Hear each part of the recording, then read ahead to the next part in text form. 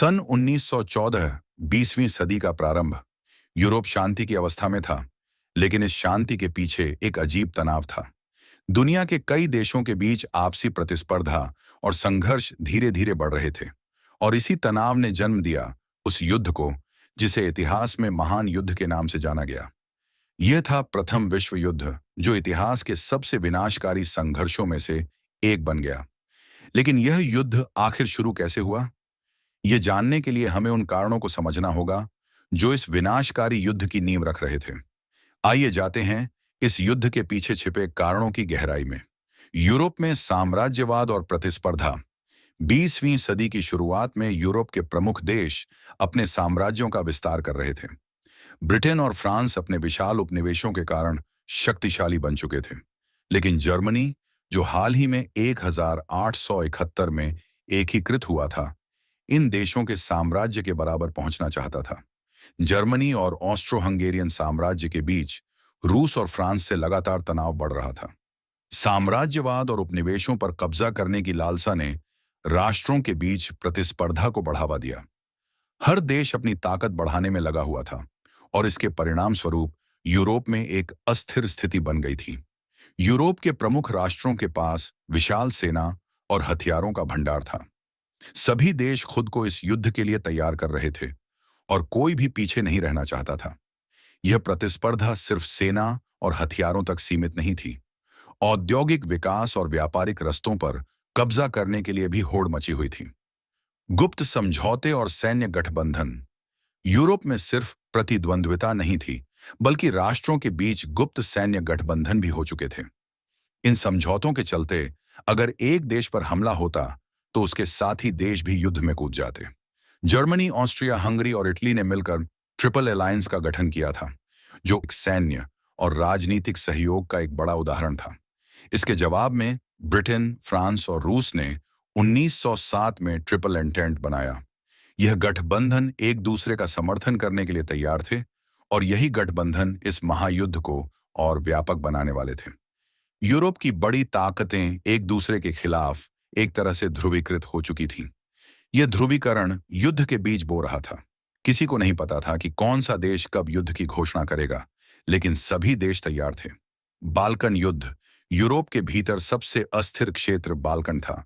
1912 और 1913 में दो बाल्कन युद्ध हुए, जिनमें सर्बिया, बुल्गारिया, ग्रीस और मोंटेनेग्रो ने हिस्सा लिया। ये युद्ध ऑटोमन साम्राज्य के खिलाफ थे, जो अपनी शक्ति खो रहा था और बाल्कन में नियंत्रण बनाए रखने के लिए संघर्ष कर रहा था। पहला बाल्कन युद्ध 8 अक्टूबर 1912 से 30 मई 1913 को हुआ। इस युद्ध में बाल्कन लीग, जिसमें सर्बिया, बुल्गारिया, ग्रीस और मोंटेनेग्रो थे, ने ऑटोमन साम्राज्य को हराया। इसके बाद 30 मई 1913 को लंदन की संधि पर हस्ताक्षर किए गए, जिसके तहत ऑटोमन साम्राज्य ने बाल्कन के बड़े हिस्सों पर अपना नियंत्रण खो दिया। यह युद्ध क्षेत्रीय प्रभुत्व के लिए लड़ा गया था, और इसके परिणाम स्वरूप सर्बिया और बुल्गारिया के बीच तनाव बढ़ गया। दूसरा बाल्कन युद्ध 16 जून से 18 जुलाई 1913 को हुआ। यह युद्ध बाल्कन लीग के सदस्यों के बीच हुआ। बुल्गारिया, जो पहले युद्ध में असंतुष्ट था, ने सर्बिया और ग्रीस पर हमला कर दिया। इस युद्ध में बुल्गारिया को पराजय का सामना करना पड़ा, और बुखारेस्ट की संधि 10 अगस्त 1913 को हुई, के तहत सर्बिया और ग्रीस ने बुल्गारिया के कुछ क्षेत्रों पर कब्जा कर लिया। बाल्कन युद्धों ने सर्बिया को मजबूत बनाया और ऑस्ट्रिया हंगरी के लिए चिंता का कारण बना दिया, क्योंकि सर्बिया का विस्तार ऑस्ट्रो हंगेरियन साम्राज्य के लिए खतरा बनता जा रहा था। आर्कड्यूक फ्रांज फर्डिनेंड की हत्या। यूरोप के भीतर बाल्कन क्षेत्र सबसे अस्थिर था, और यहाँ ऑस्ट्रो हंगेरियन साम्राज्य और सर्बिया के बीच विवाद गहराता जा रहा था। दोनों ही देश इस क्षेत्र पर अपना प्रभुत्व चाहते थे, और इसी विवाद ने अंततः दुनिया को युद्ध में धकेल दिया। 28 जून 1914 को सर्बियाई राष्ट्रवादी गवरिलो प्रिंसिप ने ऑस्ट्रिया हंगरी के राजकुमार आर्कड्यूक फ्रांज फर्डिनेंड और उनकी पत्नी सोफी की हत्या कर दी।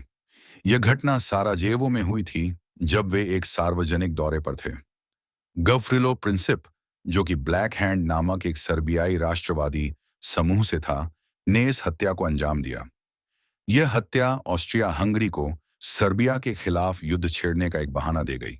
इसके बाद ऑस्ट्रिया हंगरी ने जर्मनी से समर्थन मांगा, और 5 जुलाई 1914 को जर्मनी ने ब्लैंक चेक समर्थन दिया, जिससे ऑस्ट्रिया को पूरा आश्वासन मिल गया कि जर्मनी उनके साथ खड़ा होगा। युद्ध की शुरुआत 28 जुलाई 1914 को ऑस्ट्रिया हंगरी ने सर्बिया पर हमला कर दिया। यह संघर्ष केवल दो देशों के बीच नहीं था।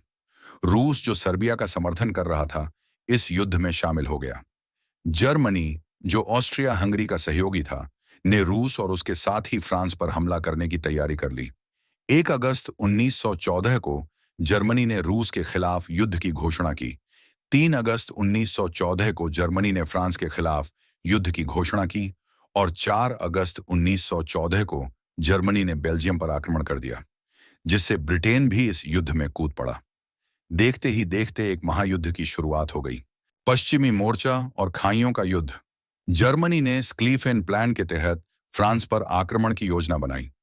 उनका इरादा था बेल्जियम के रास्ते पेरिस पर जल्दी से कब्जा करना, लेकिन बेल्जियम ने कड़ा प्रतिरोध किया और इससे पश्चिमी मोर्चे पर खाइयों का युद्ध शुरू हो गया। फ्रांस और ब्रिटेन की सेनाओं ने जर्मनी को रोकने में सफलता पाई, खासकर मारने की पहली लड़ाई में, जो 6 से 12 सितंबर 1914 में हुई थी। लेकिन इसके बाद खाइयों में फंसी सेनाओं के बीच लड़ाई महीनों तक चली।